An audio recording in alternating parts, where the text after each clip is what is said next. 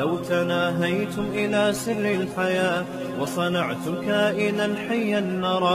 حلال جانور کو بھی حرام چیز نہیں کھلا سکتے نہ پلا سکتے ہیں. یہ میں کئی بار مسئلہ بتا چکا ہوں. لوگ بلیاں پالتے ہیں, ان کے لیے باہر سے امپورٹ شدہ گوشت ان کو کھلاتے ہیں جو مردار ہوتا ہے, حرام ہوتا ہے. جانور خود جو مرضی کھاتا رہے. یہ نہیں کہ جانور کو آپ فتوے دینا شروع کریں یہ مری ہوئی مرغی کیوں کھا رہا ہے, تو یہ خنزیر کیوں کھا رہا ہے. وہ کھانے دیں, لیکن آپ کے لیے جائز نہیں ہے کہ آپ اس کو خود مردار کھلائیں. لا تنتفعوا من المیتہ, حدیث میں آتا ہے مردار سے آپ کسی قسم کا فائدہ نہیں اٹھا سکتے. تو یہ بھی فائدہ اٹھانا ہی اپنے پلے ہوئے جانور کو وہ کھلانا.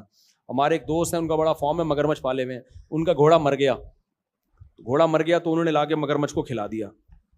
تو میں نے کہا یہ جائز نہیں تھا, مردار تھا, آپ اس کو خود آ کے کھا لیتا. وہ آپ کے لیے اس کو گھسیٹنا کہ اس کے سامنے رکھنا جائز نہیں ہے. تو یہ مسئلہ ہے جس سے لوگ بہت زیادہ غافل ہیں. ہمیں مردار گوشت سے کسی بھی طرح کا فائدہ اٹھانے کی اجازت نہیں ہے. گھوڑا مر گیا, ذبح کر لیتے تو ٹھیک تھا, مرنے سے پہلے ذبح کر لیتے. تو جب خود اپنی موت مر گیا تو اب اس کا کوئی حل نہیں ہے, اس کو پھینکنا ہی پڑے گا کچرے میں. پھر کوے خود آ کے کھا جائیں, وہ تو خود ہی کھائیں گے ہی. وہ تھوڑی کووں کا کوئی مذہب تھوڑی ہوتا ہے. السلام علیکم. مفتی صاحب میرا سوال ہے کہ جمعے کا خطبہ چیخ چیخ کے دینا جائز ہے؟ چیخ کے جمعے کا خطبہ, تقریر جو جمعے کی ہوتی ہے, ہاں بہت زیادہ چیخنا تو ٹھیک نہیں ہے. حدیث میں ممانعت ہے اس سے. لوگوں کو تکلیف ہو رہی ہو نہیں, صحیح نہیں ہے. جزاک اللہ. آپ کی تو ابھی تکلیف کی عمر نہیں ہے ماشاءاللہ, آپ تو بچے ہو. جی السلام علیکم. وعلیکم السلام. مفتی صاحب معلوم کرنا تھا کہ آج کل جو ہے موبائل کے اندر جو گیم جو ہے بچے کھیل رہے ہیں اور اس گیم کے ذریعے پیسے کما رہے ہیں, تو وہ پیسہ کیا اپنا حلال ہے یا حرام ہے؟ بھائی یہ بہت سوال پوچھا جا رہا ہے. بچے گیم کے ذریعے پیسے کما رہے ہیں, تو اگر پیسے لگا رہے ہیں اور پھر ہار جاتے ہیں تو وہ پیسے ڈوب جاتے ہیں, اور جو جیت جاتا ہے اس کے پاس چلے جاتے ہیں, تو یہ تو خالص جوا ہے, حرام ہے, ناجائز ہے. اور اگر کوئی اور سیٹ اپ ہے کہ وہ آپ جب گیم کھیلتے ہیں تو ایڈ بھی آتے ہیں اس میں, تو اس ایڈ کی وجہ سے کمپنی آپ کو پیسے دیتی ہے, تو یہ جائز ہے. لیکن بچوں کو منع کریں اس طرح سے پیسے کمانے سے, برباد ہو جائیں گی ان کی زندگیاں. یہ ناپسندیدہ طریقہ ہے گیموں میں اپنا ٹائم اس طریقے سے ضائع کرنا. جی بھائی پوچھیں. جی قریب کر لیں مائک. السلام علیکم.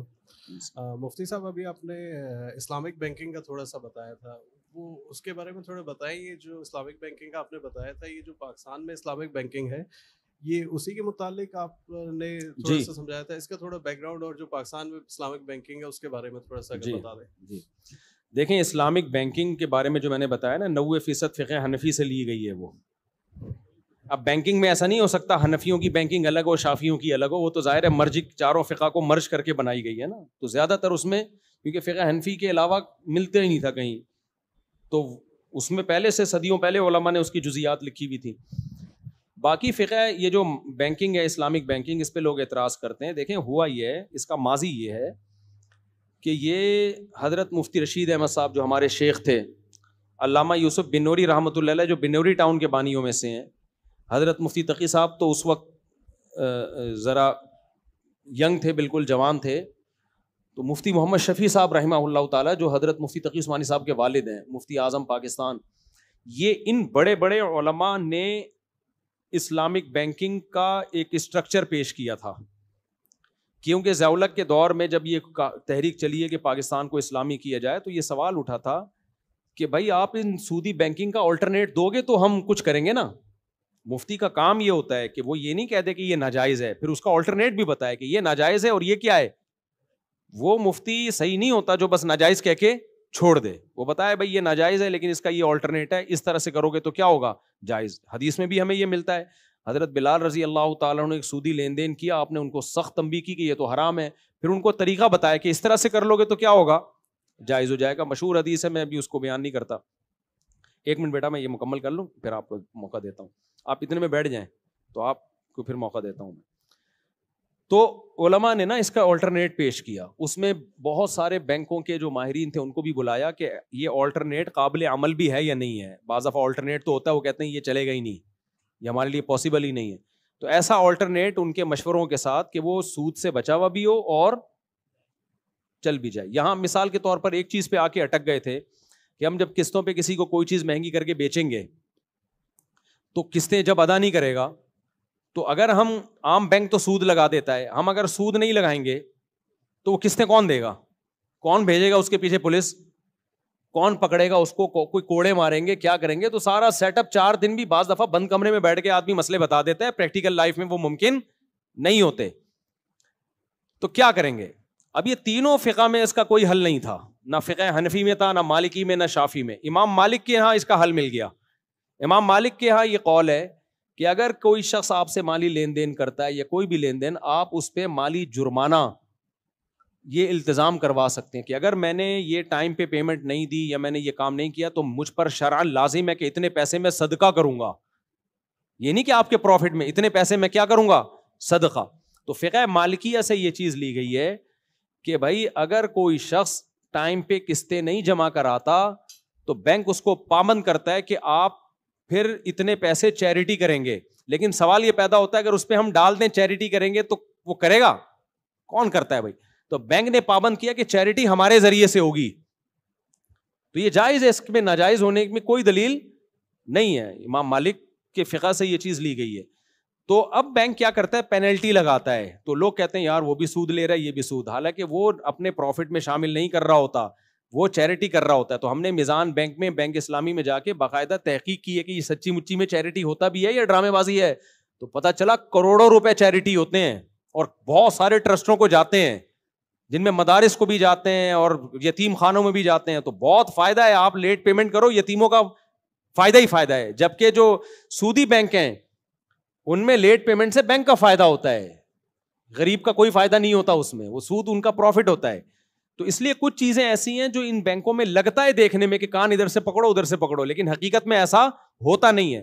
تو 6 بنیادی عقود ہیں جن پہ اسلامک بینکنگ چلتی ہے, جو شریعت نے آلٹرنیٹ ہمیں پہلے سے دیا ہوا ہے. اسلام تبھی تو دین کامل ہے نا, قیامت تک کے لیے آیا ہے.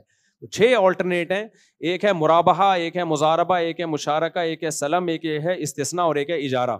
تو یہ 6 عقود ہیں جو اسلامک بینکنگ میں رائج کیے گئے ہیں سودی سے ہٹا کے, اور یہ 6 کے 6 عقود بالکل شریعت کے مطابق ہیں. تو یہ 6 عقود آلٹرنیٹ کے طور پہ نافذ کیے گئے ہیں, اور ہم نے کے باقاعدہ دیکھا ہے کہ پریکٹیکلی یہ ہو بھی رہا ہے کہ نہیں. اور ان دنوں میں جا کے دیکھا جب بینک میرا اکاؤنٹ ہی نہیں کھولتا تھا. اس 1 سیکنڈ میں بات کمپلیٹ کروں. اور اس وقت لوگ ہم پہ, ہماری قوم میں نا منفی سوچ بہت ہے. میں نے کہا یوٹیوب کی آمدن جائز ہے, دلائل کے انبار لگائے, اصل میں اپنا چینل ہے نا. یار تم ہر وقت الٹا کیوں سوچتے ہو؟ بار بار کہہ کہ بھائی جب ہمارا چینل نہیں تھا ہم نے اس وقت فتویٰ دیا ہے, اور ہمیں پتہ بھی نہیں تھا کہ ہم اپنا چینل بنائیں گے اور مونیٹائز کریں گے. حقیقت بتاؤ, یہ تو سارا چینل ہی ایڈمن کے ہاتھ میں. لیکن اگر کیا بھی ہو تو اس سے آپ بدگمان کیوں ہو رہے ہو؟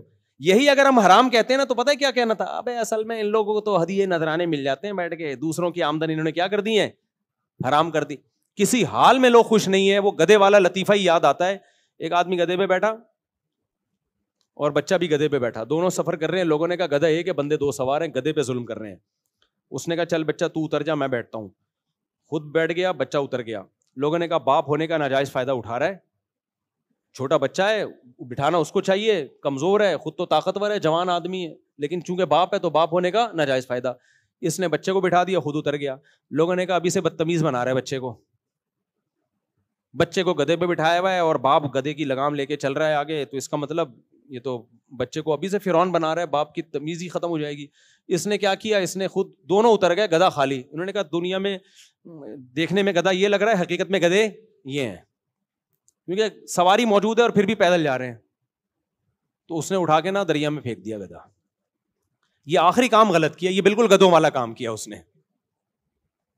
تو پبلک کی باتوں میں آ کے کیا نا, باقی جتنے بھی کام کیے سب کی کوئی نہ کوئی لاجک بنتی تھی. یہ آخری کام کیا کیا ہے, بالکل غلط. تو اگر ہم پبلک کے دباؤ میں آ کے حلال کو حرام یا حرام کو حلال کہہ دیں نا, یہ گدھوں والا کام ہوگا, یہ بالکل ناجائز ہوگا. اس لیے یوٹیوب کی ارننگ حلال ہے یا حرام ہے, جو ہمیں سمجھ میں آئے گا وہ ہم فتویٰ دیں گے, پبلک کے دباؤ سے متاثر نہیں ہوں گے. ہم جب یہ سودی بینک تھے نا, ان کی آمدن کو حرام کہتے تھے, اس وقت لوگ ہم سے اس پہ بڑی بحث کرتے تھے. ابے تمہارے اپنے بینک نہیں ہے نا اس لیے حرام کہتے. مینیجر کی تنخواہ کو ہم حرام کہتے تھے, اب بھی کہتے ہیں. میرے یہاں مسجد میں بیان ہوئے, کتنے بینکرز مجھ سے ناراض ہو گئے, یار یہ کیا ہے یہ کیا ہے. پھر جب اسلامک بینکنگ آئی ہم نے کہا اب یہ ٹھیک ہے, اس میں آ جاؤ. تو پہلے ہم جو خالص سودی بینک ہیں ان کو حرام کہتے تھے, اس پہ بھی پبلک کو اعتراض ہوتا تھا اسی مسجد میں. کہ بھائی یہ تو پوری دنیا سود پہ چل رہی ہے, پوری دنیا کا نظام یہ حرام کیسے ہو گیا. پھر ہم نے کہا چلو اب اسلامک بینکنگ آ گئی, ہم لوگوں کو آلٹرنیٹ بتائیں گے, لوگ خوش ہو جائیں گے, یا زندہ آباد, ہمارے لیے راستہ نکل آیا. ہم نے کہا اب کان ادھر سے پکڑو ادھر سے پکڑو, ایک ہی بات ہے. اصل میں ان مولویوں کے اپنے اکاؤنٹ کھلے میں, میرا تو نہیں کھلا ہوا تھا بھائی. جب ہم نے حلال کیا تو میری پگڑی دیکھ کے نا میزان بینک نے مجھے بھگا دیا تھا, یہ طالبان آ گئے ہیں. انہوں نے بولا یہ تو خطرناک ہو کہ دہشت گرد نہ ہو, اس طرح کی باتیں کرتے تھے ہمارے بارے میں. ہم کہہ رہے تھے لو بھائی ہم ان کے جائز ہونے کے فتوے دے رہے ہیں. ہمارے وہ کلپ ملینز میں گیا ہے جس کے بعد لوگوں نے بینکوں میں اکاؤنٹ کھولے ہیں, تو اس پہ بھی خوش نہیں تھے. تو یوٹیوب کو اگر میں کہہ دیتا نا حرام ہے, چیخیں نکل جاتی تم لوگوں کی, جو لاکھوں لوگ کما رہے ہیں نا, اور انہوں نے بھی ہماری گت بنانی تھی. اب یہ ان مولویوں کے چکروں میں پڑو, ہم نے حلال کہہ دیا تو بھی چیخیں نکل رہی ہیں, تو بھی کیا نکل رہی ہیں. تو اس لیے ہمارے علماء کہتے ہیں کہ پبلک کی باتوں میں آؤ گے تو وہ گدھے والا قصہ ہوگا تمہارے ساتھ. پبلک کو مت دیکھو جو کھوپڑی میں آ رہا ہے, بچے کو گدھے پہ بٹھانا ہے بچے کو بٹھا دو, خود بیٹھنا ہے خود بیٹھ جاؤ, دونوں کو بیٹھ رہا ہے دونوں. اعتراض ہوگا تو گدھے کو ہونا چاہیے, گدھے کو جب اعتراض نہیں ہو رہا وہ دونوں کو لے کے گھوم رہا ہے, تو پھر پبلک کو اعتراض, پبلک کے اعتراض پہ کیوں جاتے ہو. تو اس لیے جو صحیح مفتی ہوگا وہ لوگوں کو نہیں دیکھے گا پبلک کیا کہہ رہی ہے, وہ تمام دلائل میں غور کر کے ایک رائے قائم کرے گا. تو وہ چاہے, اب لوگ مجھ سے پوچھتے ہیں آپ کا چینل مونیٹائز ہے یا نہیں, میں کہتا ہوں بھائی آمدن اگر حرام ہے تو میرے چینل کے مونیٹائز ہونے سے وہ حلال نہیں ہو جائے گی, اور اگر حرام ہے تو میرے ڈی مونیٹائز ہونے سے وہ حلال, میرے عمل سے حلال حرام نہیں ہوگا, نہ حرام حلال ہوگا. تو ہمارے عمل کو کیوں دیکھتے ہو بھائی کہ کون کیا کر رہا ہے. ہوا و حرص والا دل بدل دے, میرا غفلت میں ڈوبا دل بدل دے.